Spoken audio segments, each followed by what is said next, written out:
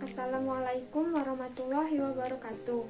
Kami dari kelompok 2 akan mempresentasikan materi tentang hakikat bahasa. Adapun anggota dari kelompok kami, yang pertama Dimas Alfriandi, yang kedua Ivo Yulianingrum yaitu saya sendiri, yang ketiga Muzirah, dan yang keempat Rasyidin. Baiklah, langsung saja yang pertama, hakikat atau pengertian bahasa.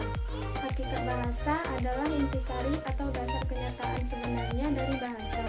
Nah, apa itu bahasa? Bahasa adalah lambang bunyi yang dihasilkan alat ucap manusia.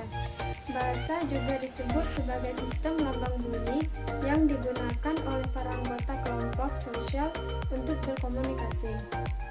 Bahasa juga merupakan sarana untuk berinteraksi antara anggota masyarakat untuk menyampaikan pikiran dan perasaan sebagai makhluk sosial. Pengertian bahasa menurut beberapa ahli. Yang pertama, menurut Kamus Linguistik, bahasa adalah sistem emblem bunyi yang arbitrer yang digunakan oleh masyarakat dalam berinteraksi, mengidentifikasi diri, serta bekerja sama. Yang kedua, menurut Algeo, bahasa adalah sistem tanda vokal konvensional yang dengannya insan berkomunikasi.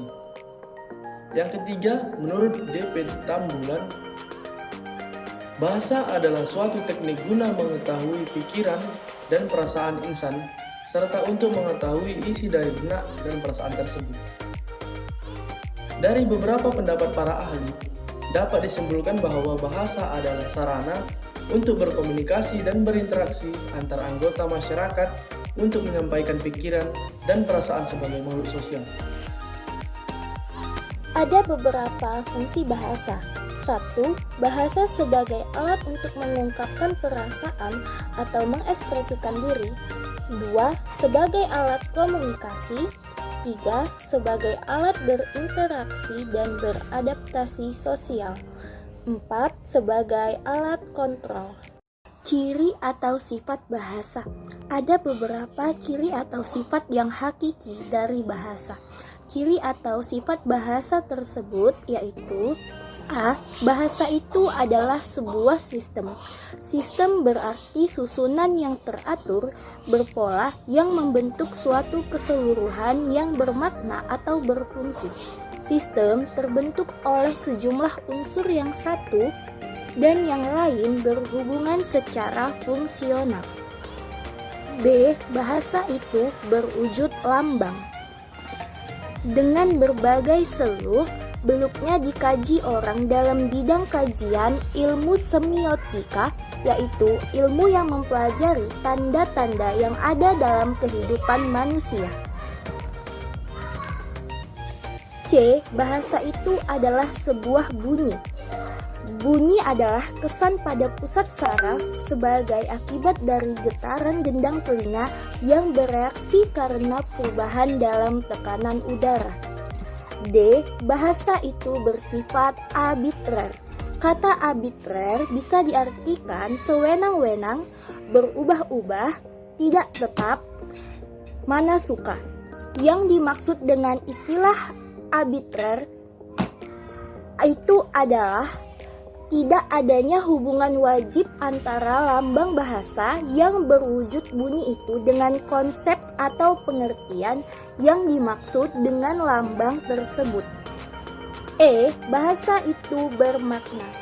Salah satu sifat hakiki dari bahasa adalah bahasa itu berwujud lambang.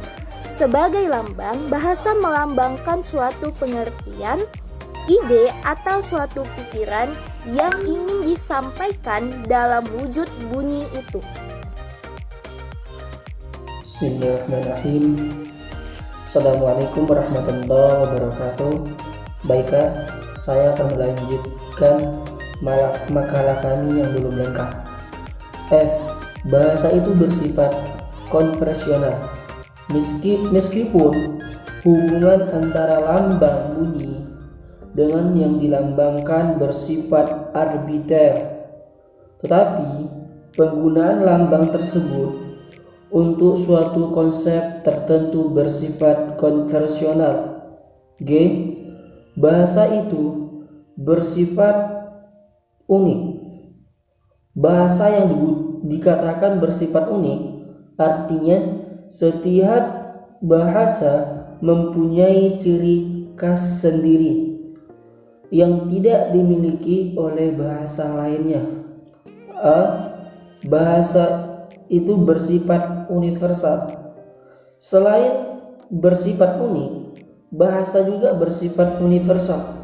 Artinya ada ciri-ciri yang sama yang dimiliki oleh setiap bahasa yang ada di dunia ini. Misalnya, ciri universal bahasa paling umum adalah bahwa bahasa itu mempunyai bunyi bahasa yang terdiri dari vokal dan konsonan.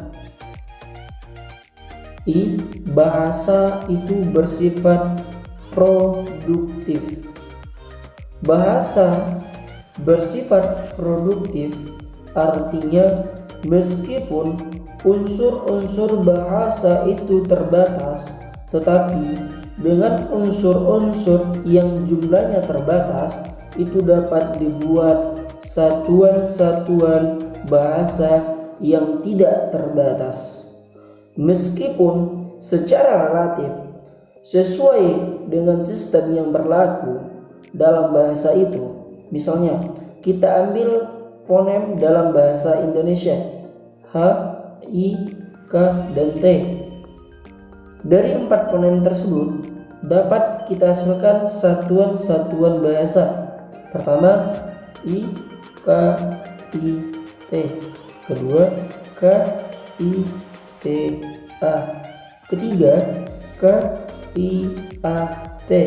4, K, H, I, T. Selanjutnya J, bahasa itu bersifat bervariasi. Anggota masyarakat, suatu bahasa biasanya terdiri dari berbagai status sosial dan latar belakang budaya yang tidak sama. Karena perbedaan tersebut, maka bahasa yang digunakan menjadi bervariasi. Ada 3 istilah dalam variasi bahasa, yaitu pertama, idiolek, yaitu ragam bahasa yang bersifat perorangan. Kedua, dialek, yaitu variasi bahasa yang digunakan oleh sekelompok anggota masyarakat pada suatu tempat atau suatu waktu. 3, ragam, yaitu variasi bahasa yang digunakan dalam situasi tertentu. Misalnya ragam baku dan ragam tidak baku. Selanjutnya K, bahasa itu bersifat dinamis. Bahasa yang tidak pernah lepas dari segala kegiatan dan gerak manusia sepanjang keberadaan manusia itu sebagai makhluk yang berbudaya dan bermasyarakat. Bahasa mempunyai keterikatan dengan manusia. Terakhir, bahasa itu bersifat manusia. Alat komunikasi manusia berbeda dengan binatang. Alat komunikasi binatang bersifat tetap atau statis. Selanjutnya, kedudukan dan fungsi bahasa Indonesia. Dalam Ikrar Sumpah Pemuda tanggal 28 Oktober tahun 1928, bahasa Indonesia diangkat sebagai bahasa nasional. Sesuai dengan bunyi Undang-Undang Dasar 45, Bab 15, Pasal 36, bahasa Indonesia juga dinyatakan sebagai bahasa negara. Hal ini berarti bahwa bahasa Indonesia mempunyai kedudukan baik sebagai bahasa nasional maupun bahasa negara. Yang dimaksud dengan kedudukan bahasa ialah status relatif bahasa sebagai sistem lambang nilai budaya yang dirumuskan atas dasar nilai sosialnya. Sedangkan fungsi bahasa adalah nilai pemakaian bahasa tersebut di dalam kedudukan yang diberikan. bahasa nasional. Sehubungan dengan kedudukannya sebagai bahasa nasional, bahasa Indonesia memiliki 4 fungsi. Keempat fungsi tersebut yaitu: pertama, lambang identitas nasional. Kedua, lambang kebanggaan nasional. Ketiga, alat pemersatu berbagai masyarakat yang mempunyai latar belakang sosial budaya dan bahasa yang berbeda-beda. Dan terakhir, alat perhubungan antar budaya dan daerah. Saya kembalikan ke moderator. Sekian.